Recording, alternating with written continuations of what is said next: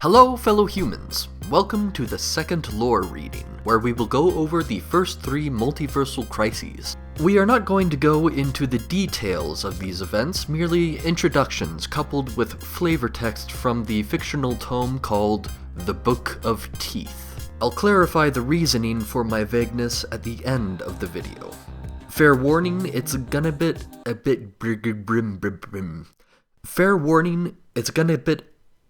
grim.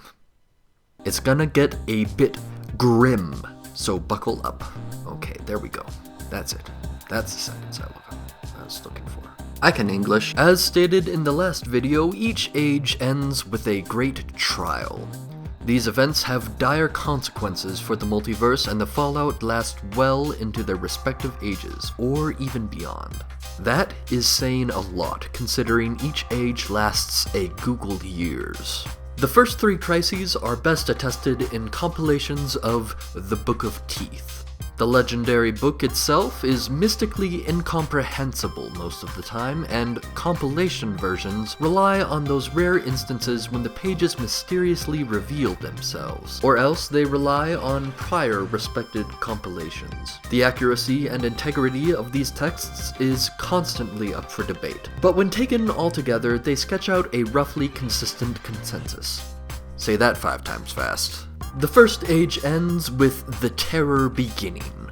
Texts that pertain to this conflict are called the Terrors. The Terrors are not written in any purely historical form, but adhere better to mythological conventions. They feature a figure most commonly identified as the Pale King, though he is also known as the White Dragon, the Coldest Serpent, the Blackness Descending, and the Demon's Superior, among many other titles. His dominion spread across the multiverse, encompassing a majority of its worlds. The exact percentage varies from account to account. The Pale King is ultimately defeated by armies of the multiverse's most mighty mortal heroes, who fight him, in differing versions, on the slopes of the Titan's Pyramid, the Crueller's Step, the Siren's Lullaby, or Koga's Teeth. Through the wispy fog they rode, prow creaking beneath the weight of its ghosts. The Deminauts, having made peace with the evil captain of the salt bogs, squinted through the pale green. They perceived then a shadow, and then 10 and 20 and 1,000 beyond.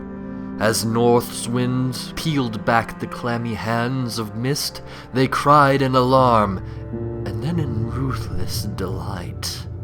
They were not alone. The demon god, it seemed, had made many an enemy.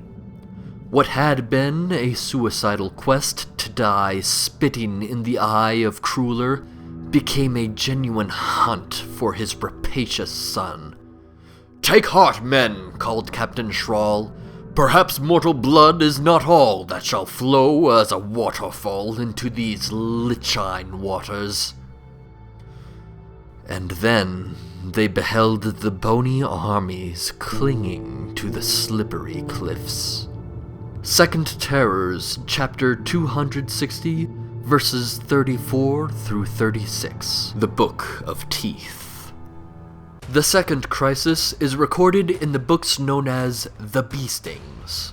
They tell of a universe-devouring monstrosity whose mouth is full of teeth composed of screaming cities, constantly being destroyed by its gnashing and rebuilt by its cruel and terrorized citizens as it tears across the multiverse. It is said to have devoured anywhere from 10% to 99% of the multiverse. Again, differing accounts vary. It is ultimately slain by Koga himself, who attained scars all over his body from the battle. Koga came then to his son, more masterful a smith in that age even than the god of war. Smith stoked the fires of the volcano. His assistant, Dragon, offered his own blood. Smith tried to refuse it, but Dragon insisted. Smith steamed the blood with holy fire from a lord, and crystallized it with flowing nitrogen from the veins of the queen. From this metal he forged a sword, and gifted it to his father. But Monster broke it with a single swipe of its claws, which were redder than blood. Next, Dragon offered his eyes, which were as blue as the sky. At first, Smith refused to take his friend's sight, but Dragon insisted ever more strongly. Smith used acid from the lakes of the Cook to extract the blue from the irises. From this, he fashioned a spear and gifted it to his father. Koga threw the spear, but Monster swept it away with its tail, which was bluer than the sky. To this day, the spear has not been found. Weak from anemia and loss of sight, Dragon asked his son, the Archon, to describe for him the form of the monster. The Archon spoke. Its eyes are many and greener than emerald. Its scales are barbed and darker than black. Its crown is great and richer than gold. Dragon inquired with trepidation, "What color are its teeth?" The Archon went to see and reported them yellowed and decaying. Dragon wept from his empty eye sockets and went to the dwarves. As all hope seemed lost, the dwarves gifted Smith with pure white powder and urged him to craft a weapon for breaking teeth. From the powder, Smith crafted a club, firing it with the heat of the star and cooling it with the prince's shadow. Koga took this and shattered Monster's teeth and beat its body until its yellowed bones were like the powder the club had been fashioned from. Smith rejoiced and looked for his friend, but Dragon was nowhere to be found. He listened for his breathing, but the volcano was silent. He called aloud, but was answered only by echo. He shouted for his workers, but the dwarves had fled to the mountains, where they remain to this day, for they were too afraid to tell him the truth of Dragon's final offering. Skulls, Chapter 13, verses 1 through 13, The Book of Teeth. The third crisis is recorded in the Flayings, especially the Flayings of Kilter. This crisis is typified by a mysterious madness that spreads across the multiverse, causing huge numbers of its denizens to become mute, take up arms, and fight each other to the death, their eyes wide, their faces still, and their mouths without war cries. Many creatures who already had especially evil dispositions became obsessed with all manner of torture and execution. The Flayings of Kilter pays special attention to the efforts of heroes to find the cause of the madness and end it, only for them to lose their sanity and turn to the task of destroying as many worlds as possible. The root of the madness is never discovered by any known god or creature. Not even the Seven understand the tragedy, and its cause and its passing remains a mystery. Sing, heartmaker, of sweet and bitter things, of last goodbyes and gifted rings. Saved and broken, here I dwell, safe beneath the old church bell. Now give me strength, if I must tell of Viola and her mistress fell.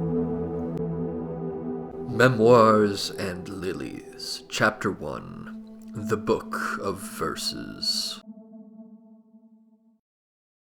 On that happy note, we are approaching the end of the video. Now, you may be wondering, wow, JT, aka Hominid Blue, it sounds like there's a lot of backstory behind this project. Where can I learn more about the specific events covered in this YouTube video?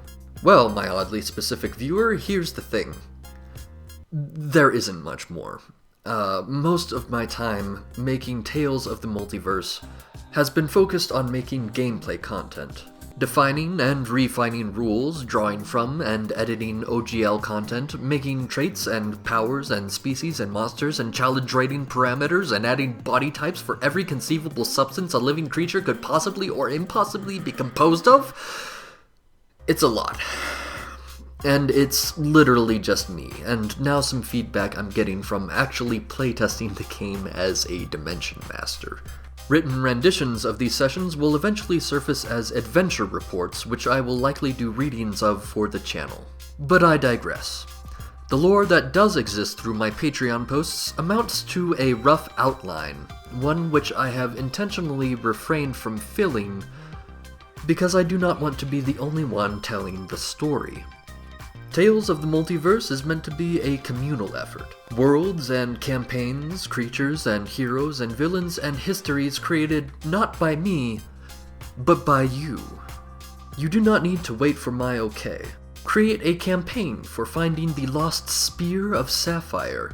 Create your own gods, your own villains, your own historical accounts. Write an entire compiled version of the Book of Verses if you want. As long as you respect the rules and the previous lore, the sky is the figurative limit. Not the actual limit, mind you. The multiverse has spaceships, hyperships, worlds with multiple skies stacked on top of each other, worlds where the entire universe is a sky that can be traveled with zeppelins. You get the point. Anyways, if you enjoyed this video, please like and subscribe. It really does help me out. If you are into tabletop RPGs or want to get into this one, please consider clicking the link below and supporting me on Patreon. If you join at the $5 level or higher, you get access to my current documents, including lore-based pieces such as multiverse lore, multiverse books, and parts of the Master and Crafter Manual. If your fancy is tickled, you need not wait to discover more. 3 dimensions of space and 1 of time are not enough.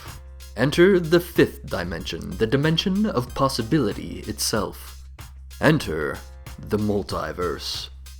You guys take care. I will see you next time.